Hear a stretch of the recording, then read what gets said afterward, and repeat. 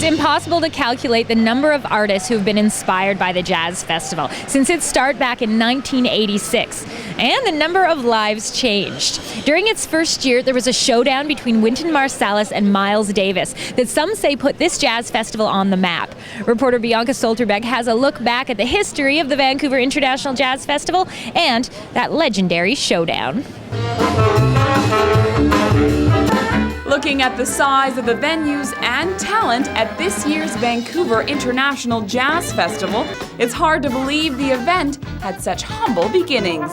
In the mid-'80s, we were a small regional jazz festival featuring musicians from Vancouver, Seattle, Portland essentially.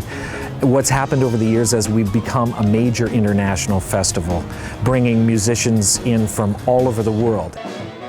And festival photographer Chris Cameron has seen them all. I have the good fortune to be the festival photographer. I've been doing that since day one. Cameron was there the night jazz greats Wynton Marsalis and Miles Davis had their infamous showdown and put the Vancouver International Jazz Festival on the map. Wynton decided to just go on stage and jam with Miles, unbeknownst to Miles. I walked right up to him, put his arm around him and said, "Hey, buddy." And so there was a little bit of a showdown that happened. But I won't say Miles' response.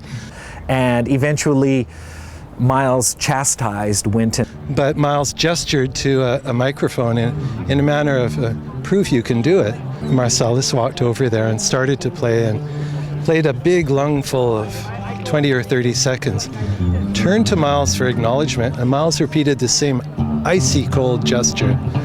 And Wynton just deflated. I was getting calls from New York. What happened out at your jazz festival between Miles and Wynton? Wow, give us some details. So it gave our festival instant credibility. And in case you're wondering, after that infamous showdown between Davis and Marsalis, Miles Davis continued to play non-stop. And then towards the end of the show, just raised his sunglasses and bore into me with his eyes. And Cameron managed to take this breathtaking, one-of-a-kind photo. This year, Cameron will once again go to countless concerts to take photos of local and international artists. Miles and Wynton shared the same trumpet teacher and the same record label, although rumor has it that Miles Davis left the record label when they asked him to make a goodwill phone call to Marsalis on his birthday. Oh, those fiery artists. No wonder the music is so passionate.